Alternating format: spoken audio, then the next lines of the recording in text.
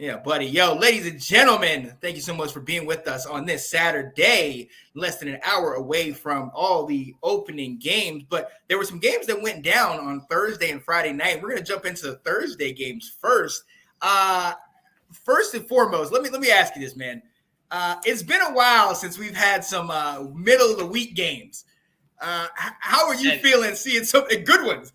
Yeah, like normally it's like two lower tier MAC teams or two to get Purdue, Penn State, and West Virginia and Pitt, and just like it's especially the Backyard Bowl on a Thursday night. Like I was doing my other show Thursday night, and it was hard to pay attention to my show because it was the games were so awesome. Oh, yeah. And it was like, we'd be talking about something, and then somebody would be like, oh, my God. And everyone would turn to their screen, and it would just be silent on the show. Yeah, right. It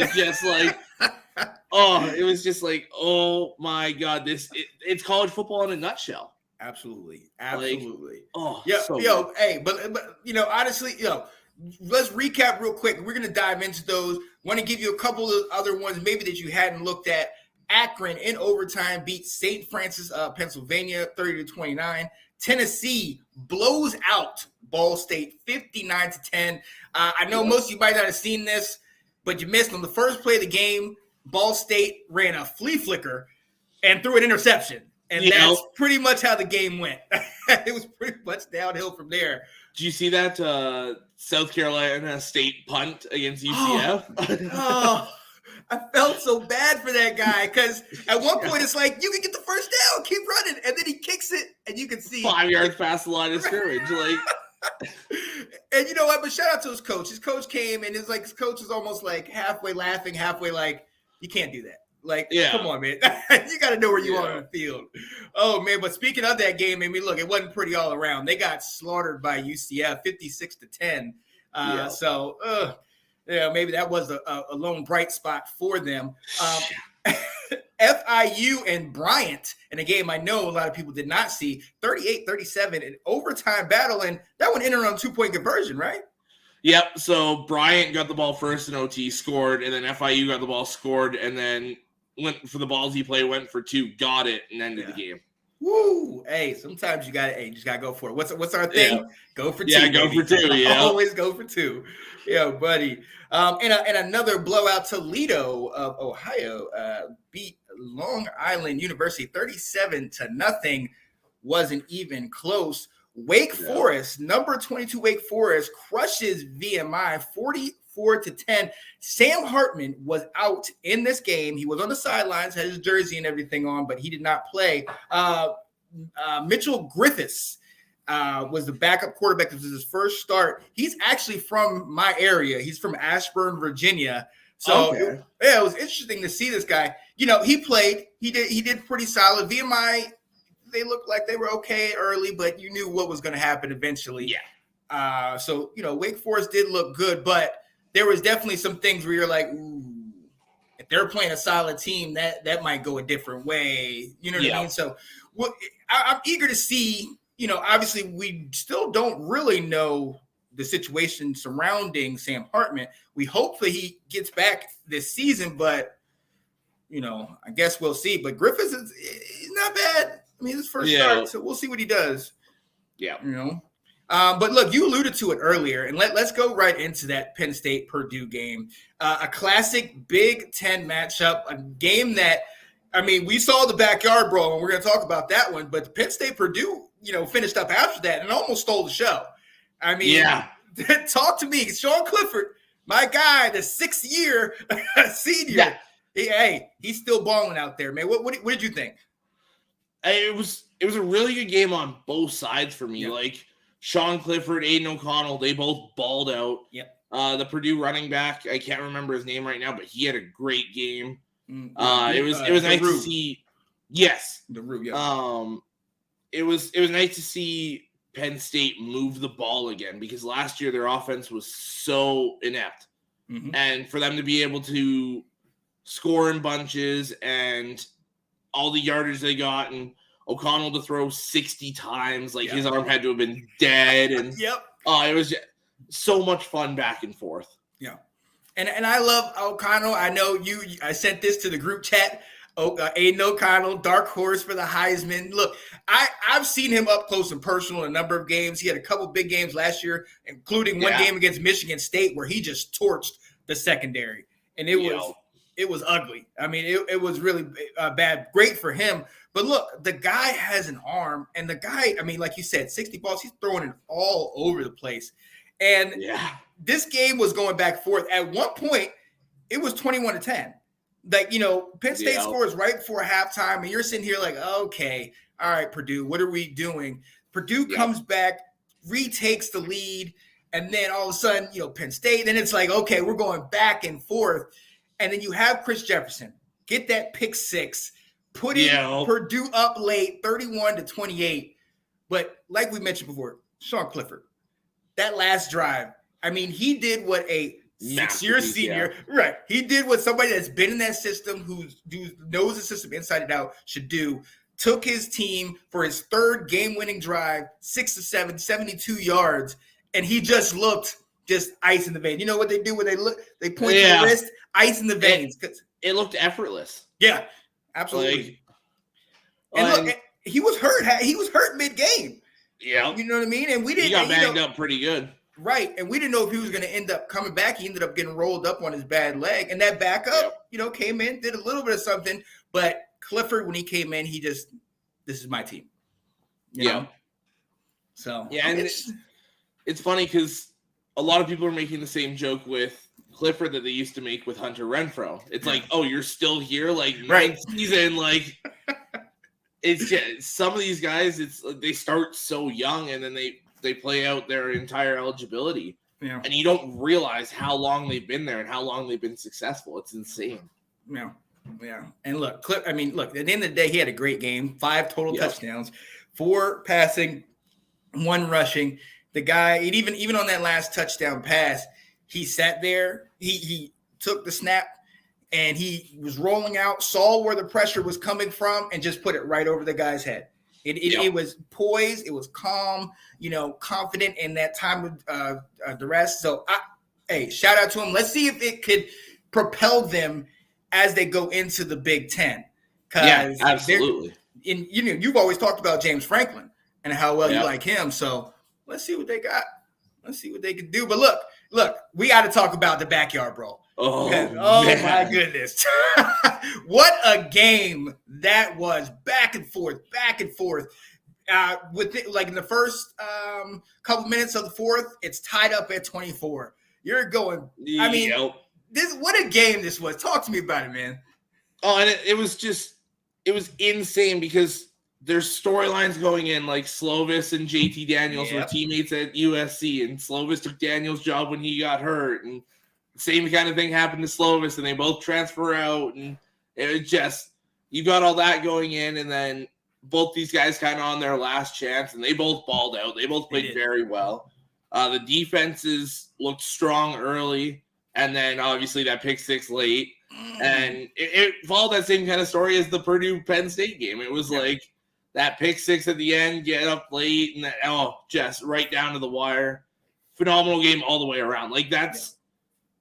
I know we've seen 15 college football games, but that to me feels like one of those ones at the end of the year you could put up for game of the year. Absolutely. Oh, absolutely. Yes. That's the equivalent of cracking open after a hard day of work, cracking open a fresh cold beer and taking that first sip. That is bringing us into college football season. And it was absolutely, it was just one of those games that like you were talking about, you were on the show and I came on the show and messaged you guys like, they just scored. Did you see that? And everybody starts looking over at the camera. Yes. I hopped into the back and was doing some stuff in the background and Johnny was trying to talk and it was just like, oh my God. And like all of them turned like, shout out to the West Virginia wide receiver Ford Wheaton, who had a monster game. 9 receptions, 97 yards, 2 TDs, even had a tackle on kick return where it looked like he dang near clotheslined the guy, took his head off. Oh my God. Yeah. You know what I mean? And you're like, dang, this guy does everything. On that interception that ended up winning the game, and Devonshire was the one who ended up getting it for Pitt. Yeah. The pass was to Wheaton. It was right in his hands, ended up bouncing off his hands. Devin Sire got it and took it back to the house. And you just felt bad for Ford Wheaton because he's been there for a couple of years. He's played his butt off, and he was doing everything for him. And then to come down to that, it's just like, oh, man, I feel for you, buddy. But that's the game. That's football. Yeah. Well, and, that's a hard one to watch on tape because you're feeling yourself throughout the entire tape. Like, yeah, man, I balled out. And then that play comes up, and that's the one you kind of slouch in your chair a little bit. Yeah. But like you said, Daniels, he had 214 yards and a couple touchdowns. Slovis had over 300 yards and a touchdown. But I think quietly, but kind of in a pretty deafening voice, the running back stole the show. Yeah, Hammond had a couple touchdowns. Donaldson had over 100 yards and a touchdown.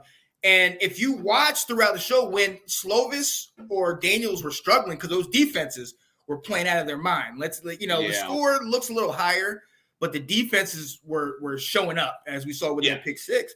But those running games, man, chewing up the clock, third downs, short yardage.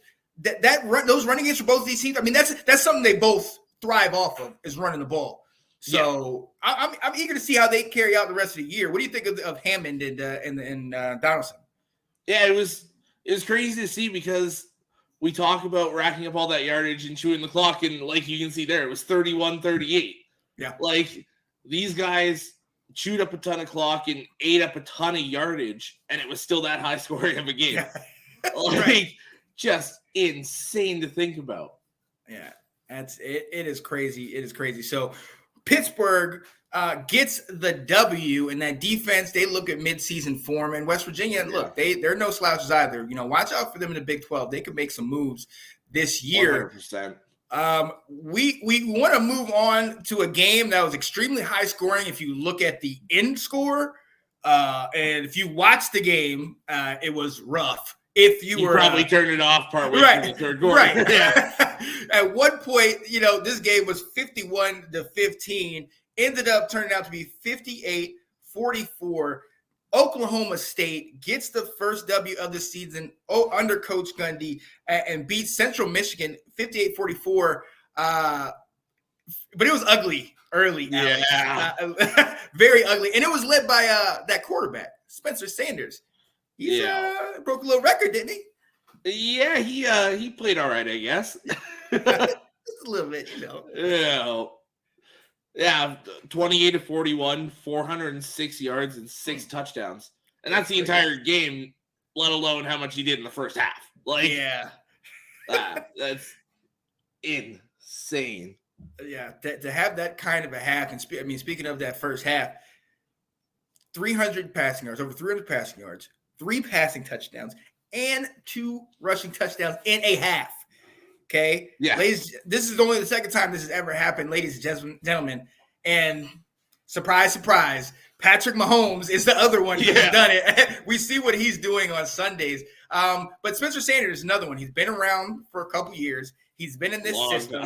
He can play good ball. Can he sustain this type of performance, though? Yeah, and this is typical Sanders. You'll see it. Let's see what he does next week, because he's that guy that, oh my God, he's a phenomenal player, Heisman hopeful, and then he disappears next week. And then it's like he has a couple games where it's like, oh my God, he's so good, and then he falls off again. Yeah. So hopefully he can sustain this, because if he can, Oklahoma State's going to be trouble, a lot of trouble. Oh, absolutely, absolutely. And they're one of these teams that definitely retooled. We know about how great their defense was a year ago, but they definitely brought back some solid talent. So we're going to see how that translates in that Big 12, where defense has been absent as of late. Got some people in here talking. Foobs, what up, Andrew? Hashtag Big game for you guys today. Massive game. Yes, we are definitely going to dive into it. There was a number of other games that happened on Thursday. NIU beat Eastern Illinois 34-27. UAB destroyed Alabama A&M 59-0. Missouri put up 52 on La Tech. Minnesota blanked New Mexico State. They look good. Okay. Alex, we need to make sure that the people know there's a running back, number 24, Mr. Ibrahim out of Minnesota. Don't sleep on this man. He's one of the best running backs in college football. Absolutely. Everyone's talking Braylon Allen, Jahmyr Gibbs, Travion Henderson, Bijan Robinson. Look for this guy to be number-wise with them at the end of the season, as long as he stays healthy. That's been his one issue. But when he's on the field, lightning in a bottle. Just absolutely insane. Yeah. Oh, absolutely. Absolutely. So Arizona State beat North Arizona 40-3. Fresno beat Cal Poly 35-7 in South. San Jose State won 21-17 over Portland State. Now, going over to those Friday games, there was a lot of a nice action. Your rival, Michigan State getting the W against Western Michigan, but I'm not gonna lie to you, and I followed this. Shout out to Kat, diehard Michigan State. She went there. I followed them, and early on, it was rough. And you look at the score, and it was a sizable margin, but at the same time, the score is not indicative of how the actual full game went because it was closer than it looked. Yeah, that was one where I looked at the score and I was like, okay, they're kind of handling business. I still expected a little bit more out of them in that. But yeah, like you said, it was so much closer than that score shows. Western Michigan is going to be a good football team this year, so they did beat a good team. Props to them on that. But if they want to be one of these top teams, Michigan State has to play a little bit better than that. Absolutely. And look, let's not sleep on Western Michigan. Let's not sleep on Western Michigan. They brought back 11 starters on defense. All of them have at least 30 games of experience under their belt. So they've played this game. I could see them kind of sneaking in like a Cincinnati last year where they had a number of players that have been around for them and in that system. You know what I mean? So this, I don't expect them to have this type of year where they're falling a lot. I think they could definitely make some moves coming into this season. We shall see. Another one of the games, Eastern Kentucky played Eastern Michigan. I'm trying to bear with me as I try to look at these. Eastern Kentucky put up 42 on Eastern Michigan. We've got 34. William and Mary beat up on Charlotte. Duke. That one was interesting. Really? Were you able to watch that one? No, just looking at the score. To me, Charlotte, they were kind of starting to catch some noise there the last few years, and then to see that, it was kind of like, oh, okay, maybe they're not the same team. Right. And, obviously, if you don't know, they lost a week ago. So this now makes them, and it wasn't even close a week ago. And so now this makes them 0-2. It is not a great way to start the season. I wonder, if like you were talking about, a lot of us looked back at how they played the last couple of years, the big time games that they played in those last couple of years. And if that, kind of made us think they're a little better than what they really are. So another team that we thought was a lot better than they showed last night, Virginia Tech. ODU. Shout out to Old Dominion. My brother went there. They upset Virginia Tech. New coach, new atmosphere, new arena, but Virginia Tech, what? Talk to me about it, man. You look at that game, and if you were somebody that watched it, it just looked like a nightmare off the start. They had to delay the game because Virginia Tech's coaching staff was stuck in an elevator, and it just one thing after the other. And you look at the numbers, and all the stats are very similar. I mean, it was 2017, so it was obviously a very close game, but none of the numbers wowed me in any category: passing, rushing, receiving. Anything. It kind of seemed like just a regular game, and it should not have been that. Virginia Tech should have squashed these guys. Yeah. So keep an eye on them this year. That's going to be an interesting story to follow. Yeah, I'm eager to see, I watched Virginia Tech's spring game, trying to follow up on the ACC. And, shout out to their coach. He was so hyped. He was so, motivated and so spirited, had so much passion bringing all the guys together. And it looked like, okay, maybe we could, maybe these guys will do something. But they lost several people. You mean Blackshear, they lost him. They've lost talent. So I'm wondering if with the new regime, it's just taking them a little bit to kind of get used to it, get set. And look, let's not sleep on ODU. maybe by record they haven't been the best, but ODU plays good football, and my little brother went there, so you already know what it is. Let's go. Yeah. Fuentes has really depleted that roster from what it used to be. Yeah. Yeah, 100%. They used to be a powerhouse, right? Year in and year out. So that is definitely very interesting at Virginia Tech. So maybe they can see. We'll see if they can bounce back. Duke, like I said, shutting out Temple. Never want to talk about Duke. Kansas, the perennial basketball team, has been showing out. Last year, they put 56 on Tennessee Tech. Ooh. Yeah. Teams like Kansas, Vanderbilt, Missouri putting up 50 plus. Let's wait to see what they do against some, I hate to say this, but real competition. Right. Yeah. It's nice to see Kansas put up that kind of points, and then you realize it's Tennessee Tech. Mm-hmm. Now they did beat Texas last year. Yeah. So let's wait and see, I guess. That's all I can say about those. Yeah, pump the brakes. Right. Same with Vanderbilt. It was Hawaii. Yeah, right. Like 50 new players in Hawaii. Yeah, let's not even. Yeah.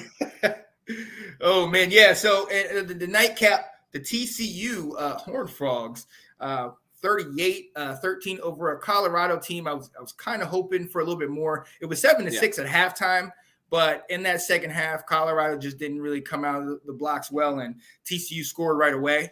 So that kind of spread out the game. But a game that I think stole the show for last night, Indiana wins nail biter against an Illinois team that, yes, has struggled this game, but they're there. I think they're close.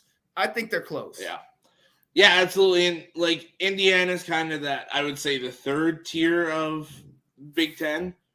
But if you looked at it, Illinois was like maybe the fifth on their own tier. Yeah. Like they were bad the last few years, but they were another kind of team, sort of like Nebraska, not on the same level, where they were in a lot of games they had no business being in. You talk about that 8 or 9 OT game against Penn State last year that they won.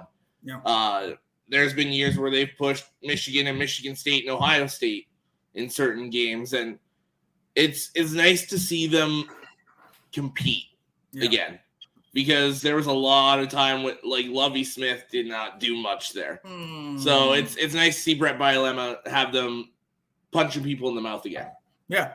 Oh yeah. Hey, watch out for them. I mean, like I said, they came correct. They came to play. This game could have definitely gone either way. But shout out to Indiana getting this victory, because just in the same way that we're saying don't sleep on Illinois, Indiana played well. They came to play and they got the job done. And it's a Big Ten conference win. That's huge down the line. Yeah, and it was crazy because you look at what Indiana went through. They lost a lot of players last year. Like Michael Penix Jr. transferred out, and a lot of your key players, especially on offense, left that system. Yeah. So it's a lot of transfers coming in. The coaches have to deal with a lot of new players. And to come out and win that first game, and especially a conference game, that's a huge accomplishment for them. It doesn't matter who it is. So to get that first conference win is huge. Yeah, a win is a win is a win. So shout out to Indiana getting the W. Let's move on, see what you can do in the coming weeks. But thanks for watching. If you like that clip, be sure to check out the other great content from the Let's Talk Football community.